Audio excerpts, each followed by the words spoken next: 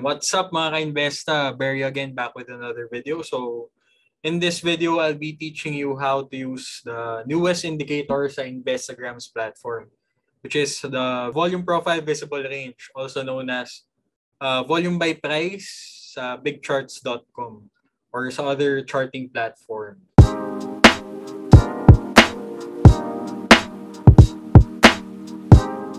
Ayun nga, tuturo ko yung volume profile as an indicator and how to use it sa trading setups natin and sa trading system natin. So, the definition muna, yung VPVR, also known as volume by price, advanced charting indicator siya na available sa TradingView Pro. So, sa mga gumagamit ng TradingView na naka-Pro, so, pwede nyo yan i-access sa TradingView if you're trading global or crypto. Malaking tulong din to sa crypto markets dahil nakikita mo yung mga liquidity areas. So, ayun basically, ginagawa niya, pinaplot niya yung histogram sa chart. And it reveals dominant and significant price levels based on volume. And in essence, gives a clear indication of supply and demand at a certain price rather than volume in a certain period. Ayun, wait lang, adjust ko lang. So, ayun. In essence, ayun nga, sinasabi niya lang na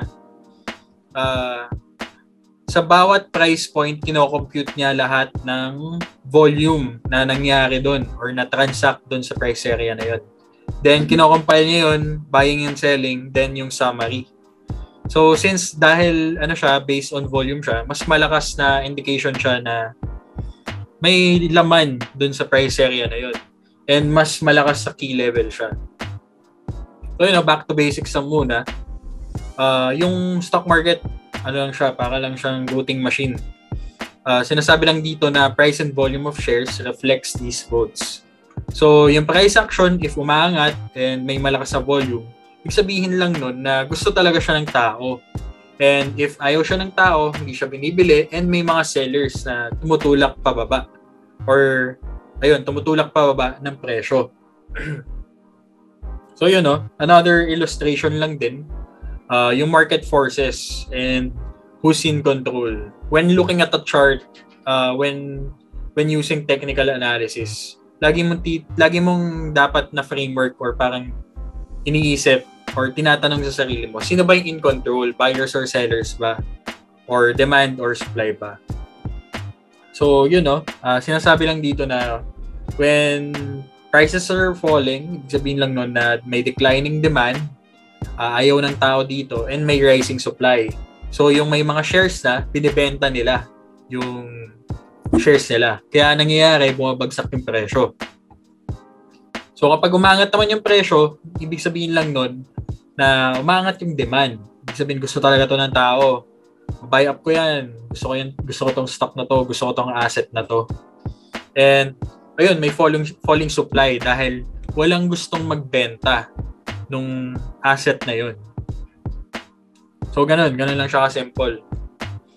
So, basic economics lang siya. And another back to basics is, as technical analysts, ang ginagamit natin to spot and to gauge supply and demand is using support and resistances. So, ginagamit natin yung two types of support and resistances. Static if hindi siya gumagalaw, and dynamic if it moves along with price. And ayun, dynamic siya. So, on static, magamit tayo ng mga trend lines and horizontal support and resistance. Pinaplot natin yung highs, yung lows. Then, pag trend lines, pinaplot natin yung mga lows na ascending, parang ganun, or ascending. On dynamic, we are using the average price, the moving average or yung previous closes of a X period of time. So, gumagalaw yan. So, ayun. Basically, ibig sabihin lang nun, pag nasa support, nasa demand zone siya. May gusto siya ng tao dahil perceived siya as cheap madaming buyers dun sa area na yun, attractive siya, value area siya. Then, kapag resistance, from the word resist, ibig sabihin lang nun na may nagsusupply dun sa area na yun. Supply zone siya. Perceived as expensive. Ganun. So, to visualize, so imagine mo, bumili ka ng Jollibee, yung JFC, bumili ka ng Jollibee at 100 pesos dito sa area na yan. So, imagine mo, after 6 months, nag 200 pesos yung Jollibee. So, from 100 pesos na binili mo, so let's say, ayun nga, nag 200 pesos. Ano yung magiging, tendency mo nung panahon na yon na nag 200 pesos. So, yung tendency mo, since kumita ka na, ay magbenta dun sa 200 pesos. Kumita ka na magbebenta ka na. So, ganun. Then, pag bumalik ng 100 pesos, you will perceive it as a reference point din yung dating presyo. So, you will perceive it as cheap. Ganun. So, another perspective, let's say, bumili ka naman, di naman lahat ng cases napapabili ka sa baba, di ba? Paminsan, napapabili ka din sa taas. So, let's say, di ka pa masyadong educated na trader or investor, wala kang cut loss. So, let's say, bumili ka 200 pesos. Then, bumagsak yung presyo, nag 100 pesos. Ngayon, after another 6 months, nag 200 pesos ulit siya. So, since bumili ka 200 pesos, ininda mo yung 50% drawdown. So, from 200 pesos, nag 100 pesos, then bumalik sa 200 pesos. So, yung magiging tendency mo, since you're at a break-even, ang tendency mo is to sell. So, nangyayari dyan, since you're selling at a break-even, nangyayari dyan, nahihirapan umangat yung presyo. You are causing a resistive force in price. So, yung mga buyers nahihirapan itulak yung presyo pataas dahil nagbe-break-even sell ka. So, yun. Syempre, hindi lang ikaw yung tao doon sa area na yun. Madami. May volume sa bawat area na yan. May volume sa area na yan. So, kapag madaming volume dito sa area na to, and then bumagsak yung presyo, bumalik dito sa presyo na yan, ang mangyayari lang dyan, madaming resistive forces sa area na yan. Lalo na pag makapal yung volume dyan sa area na yan. Pero what if, manipis yung volume dito. Unti lang yung mga naipit dito sa 200 pesos. So most likely, if gusto talaga ng buyers yung JFC or yung Jollibee, itutulak nila yung presyo. Madali lang nilang maitulak yung presyo. Dahil mas maliit yung resistive force ng break-even sellers. So may two types ng resistive force. Resistive force. Yung mga nagbebenta, break-even, and yung mga kumikita na. Pag madami ng kumita dito, most likely magbebenta sila, di ba? And pag mas madaming ipit, madaming bebenta dito, mahihirapan yung presyo. So, another cycle. Babalik at 100 pesos or magko-consolidate lang. So, ganun. Volume and price is king. So, price is king. So, lagi mong titignan yung price action. And along with that, yung mga reaction dun sa mga key levels na yun, titignan mo yung volume. So, volume is queen. Volume precedes price. Laging nauuna yung volume. And if may price action na maganda, mahina yung volume, most likely hindi magmamaterialize yung trend. Di naman 100% of the time, but most of the time. Ganun. So, volume is queen, price is king. So, ayun alam na natin paano mag-spot ng support and resistance, and ano ba talaga yung cause ng resistive forces and support or forces of support or nagtutukod dun sa presyo or tumutulong mag-support sa presyo. Basically, it's volume and yung demand dun sa area na yun.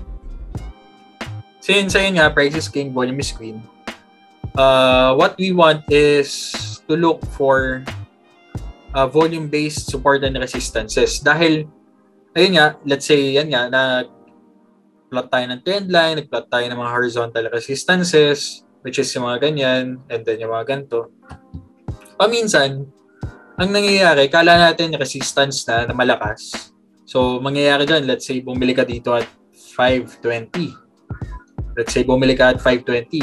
Support area yan, bumili ka at 520. Since nakita mo na, uy, 616, ano na, resistance area na. So, mangyayari dyan, nagbenta ka na dito, nagbenta ka na dyan, then naiwan ka na dun sa breakout nung resistance na yan. So, ganun. So, basically, kailangan niya may context behind the key level or the resistance area. So, ito yung solution, yung BPVR. So, in this case, sa DMC, so yung tawag dito sa mga bars na yan, tawag dyan nodes or volume nodes, VNs, volume nodes. So, yung mga volume nodes na yan are volume at a certain price area. So, in this case, let's say dito sa price area na yan, 616, ito yung quantity ng volume. So, with respect to the volume dito, mas onti yung volume dito sa area na yan. So, yun. To interpret this, since ito yung reference point mo or yung point of control mo, yung POC mo, so ito yung highest volume, di ba? Since nakikita mo na onti lang yung volume dito, so mataas yung chance na onti lang yung break-even sellers at this area.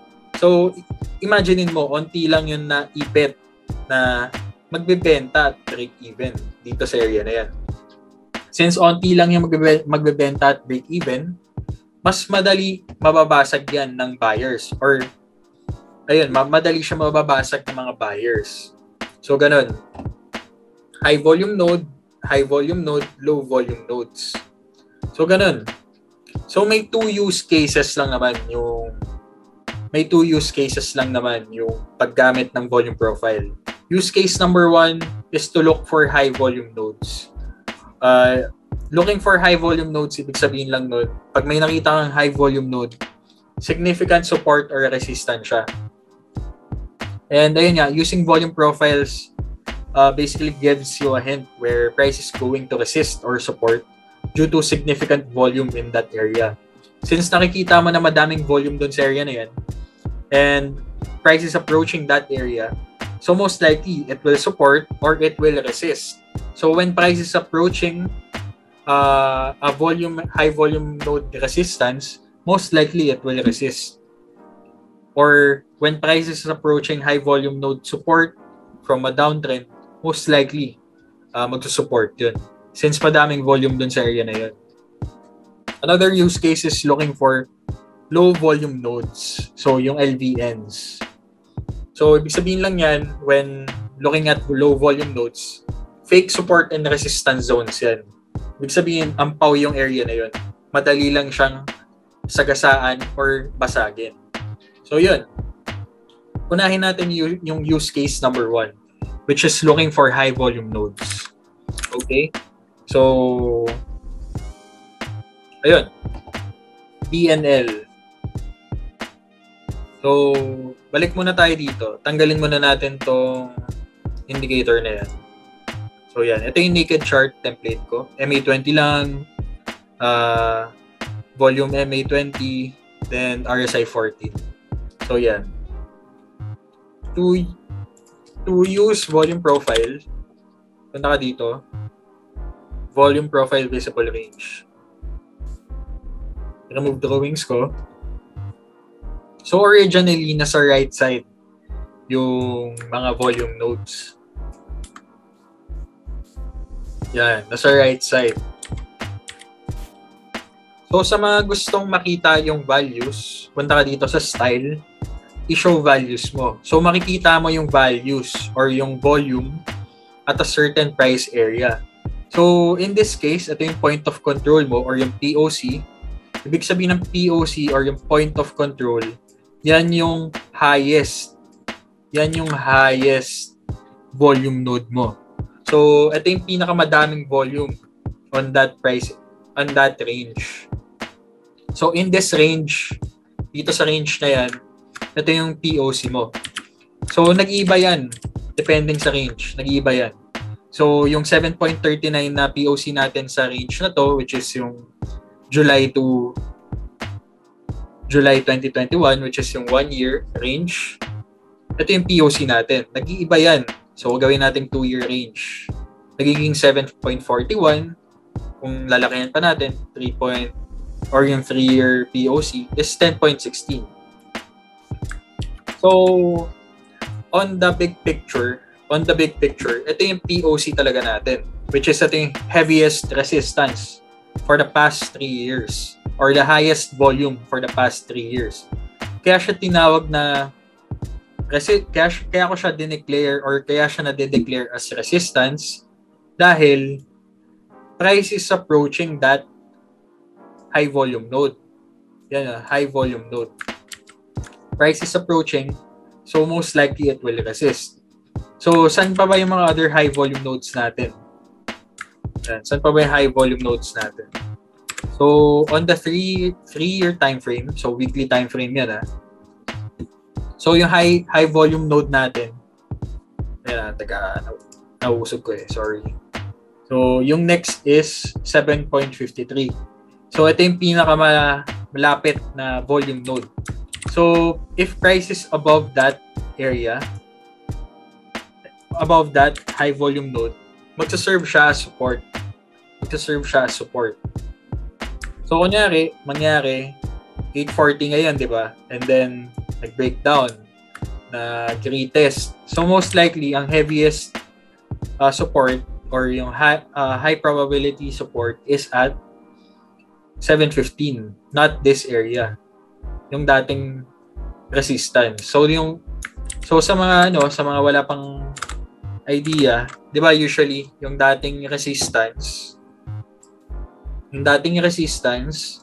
nagiging support. So, yung mga dating resistance nagiging support. Ganun lang siya. Then yung mga dating support, magiging resistance naman siya. Nagkakaroon ng role reversal.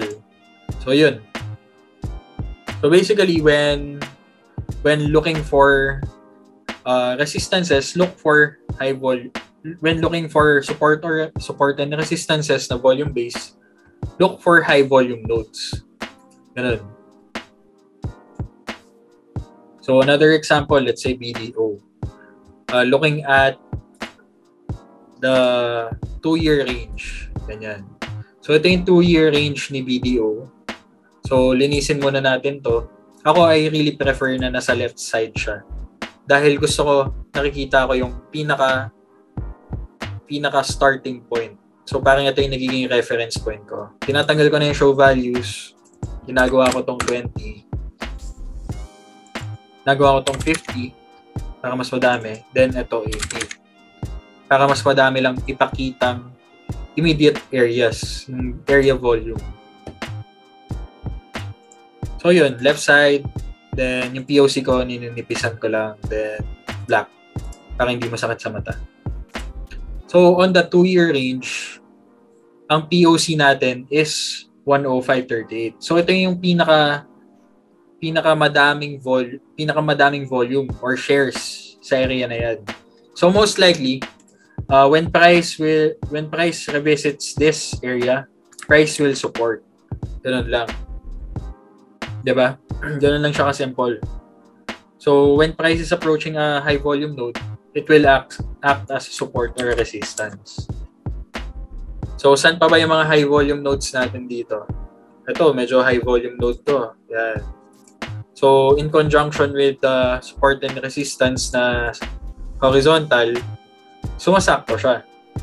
Kaya nag-resist din siya, kaya medyo nag-resist din siya, no? Kaya nag-resist din siya sa 114. Hindi niya kinaya yung break-even sellers. Hindi niya kinaya yung mga nagbe-break-even sell dyan. Ayun.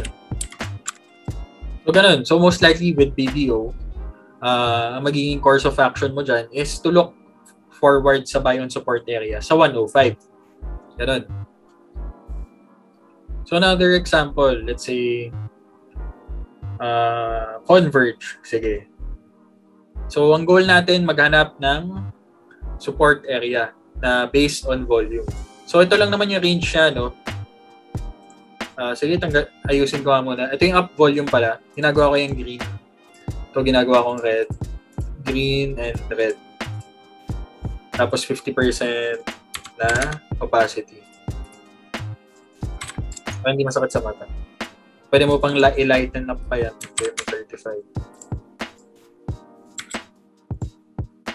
Well, ito yung kanina. Yan. So, save template natin. Yan, naked. Save. So, yun. Yun na yung ano. Na-save na yung template ko. So, ginagawa ko lang dyan, iniiba-iba ko lang. Nagsasave ako ng template, then iniiba-iba ko lang para makita ko yung mga perspective on different templates. Ganun. So, naked chart. Ito. So, Converge currently forming a pennant or a continuation pattern. So, sa mga bearish dito sa stock na to, what you can do is to look for a high volume node. Then ito yung magiging acting support. So, in this case, ito yung high volume node mo or immediate high volume nodes. So, at 19 pesos, doon most likely magsusupport itong Converge if it breaks below MA20 and then this pattern. Ganun. So, yan. Serving as support 19. Strong support. Pwede mo din yung gawin. Ito yung area na yan. But, medyo manipis pa din compared dito sa mga area na yan. Ganun. So, tingin pa tayo ng iba. Let's say dito. Big picture dito. Remove drawings ko lang. So, let's say ito yung dito. Puntahan natin yung 2-year range. So, ito yung 2-year range ni dito. Gawin natin 3-year na para medyo big picture talaga. So, looking at it, originally, di ba ito yung perceived dating resistance turned support. So, ito yung magiging natin, reference point. Pero kung titignan natin, low volume node siya. Low volume node siya, di ba? So, most likely, high probability, basagin lang din yung area na yan. Most likely, babasagin lang din yung area na yan. Lalo na, fresh inversion pa lang sa weekly time frame. So, ako, personally, based on VPVR, based on moving average, based on structure, bearish ako dito. Dito. So, looking for a high volume node, ito talaga yung high volume node natin. Which is, itong area na yan, 6 pesos, 6.50, ayan. Itong area na to, 6.30 pala. So, yun, medyo malayo siya dun sa previous high. So, ganun. So, most likely, 6 pesos yung magiging support natin. Or yung high probability support. So, ganun. So, yun, kung maghahanap ka naman ng resistance based on the weekly time frame, ito yung magiging resistance naman natin. Ito yung immediate resistance natin, high volume node. Ibig sabihin lang yan, madaming break-even sellers at this area. Ganun. Okay, so I hope you get the point on the first use case. On the next use case, which is looking for low volume nodes or fake support and resistance zones, ako ay personally, ito talaga yung ginagamit ko. Hindi ako masyadong nag-buy on support, parang ganun. Hindi ako nagsiswing trade masyado. So, ang ginagawa ko, naghahanap ako ng key level na low volume node. So, ginamit ko siya recently sa dito. So, last year, ang ginawa ko is, nung nag-consolidate at this area, so, nakita ko na high volume node siya. Itong area na yan. High volume node. So, ginawa ko, nakisabay lang din ako ng bili sa 6 pesos. Since medyo attractive siya and medyo nagpa-flatten nga yung MA20, nag-hover lang din dyan yung presyo. So, yung ginawa ko, ang naging bias ko is, ayun nga, i-break niya yung previous multi-year high, which is itong 850 area. Since nakita ko na low volume node siya, low volume node, di ba? Since low volume node to, I perceive it as onti lang yung mag-break even sell dito sa area na yan. So yun kung makikita natin, yung since low volume node siya, madali lang din siyang binasag ng buyers. So madali lang siyang binasag ng buyers. And after breaking out from a significant resistance area plus a low volume node, ang dali niyang naitulak. Ang dali niyang natulak. Since onti na lang yung volume in this area. So kung babalikan natin, yan kung babalikan natin yung range na yan, kung i-hide natin to, wala nang masyadong volume dito. Wala nang break-even sellers dito. Wala nang masyadong break-even sellers. Kaya ang dali umangat ng presyo. Ganun. Ganun lang siya ka-simple, di ba? Yung nag-back to basics tayo. I hope you get the context. Ayun. So, yun yung isa sa mga main use case na ginagamit ko.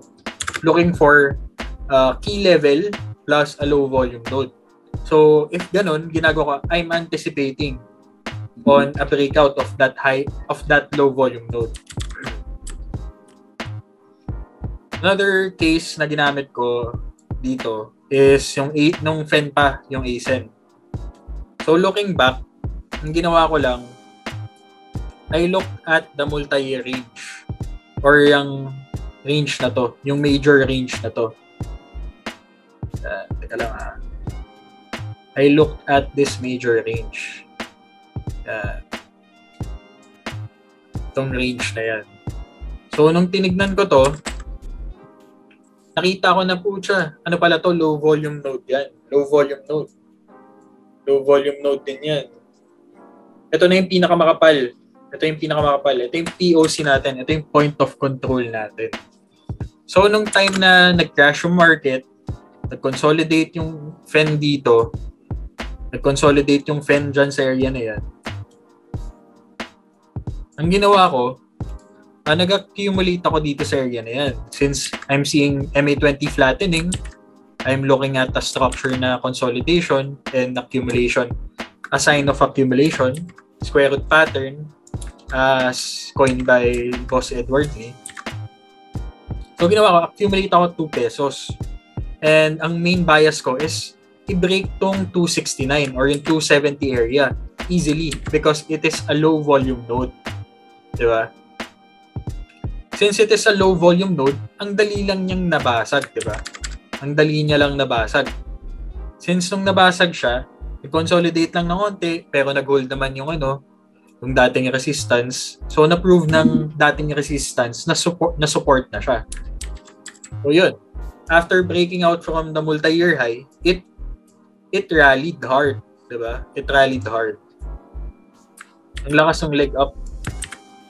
So, breakouts from low volume nodes plus key areas equals strong leg ups or leg downs. Leg ups or leg downs. So, ganun lang ka-simple. Yun, I hope you get the point and the lesson and the use case of this DPVR. So, to repeat, nung 2018, very choppy yung market nun. Kaka-breakdown lang from a bull market. So, ang daming choppiness sa market nun.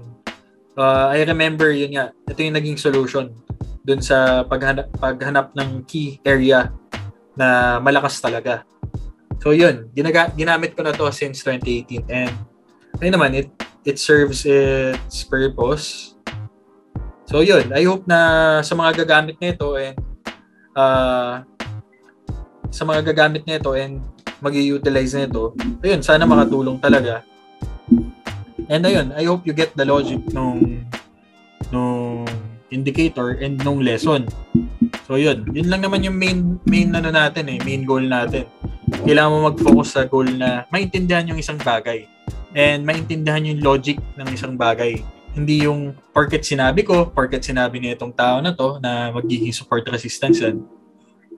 yun na yun. Kailangan maintindihan natin yung konsepto. Kailangan maintindihan natin yung logic behind. Yung principles behind. Hindi pwede yung susubo mo na lang yung isang bagay or yung isang education, yung isang learning thing or yung isang content. So yun. If it does not make sense, ayun, okay lang. Much better na maintindihan mo yung isang bagay. You can research on it, backtest mo. So yun. Yun lang naman yung lesson for this session. Look for high volume nodes when looking for support and resistances. Look for low volume nodes when anticipating breakouts or breakdowns na mangyayari. So yun lang naman. I hope na may natutunan kayo and I hope may naiambag ako sa inyo. If you have any questions, please shoot them down on the comment section below. And ayun, pwede nyo akong i-PM sa Bearyo Trades na Facebook page or sa Investa platform na rin. Pwede nyo rin akong i-PM doon if may tanong kayo. Ayun, sa mga hindi pa nakapag-subscribe, please subscribe and like this video if may natutunan kayo. If wala kayong natutunan and if you really dislike this video, you can dislike this video and i-comment nyo din ano yung may improve ko and ano yung may improve namin sa Investa. Yun lang naman, bigay lang naman kami ng value sa inyo. Ayun, yun lang. Sige guys, ingat kayo. Goodbye.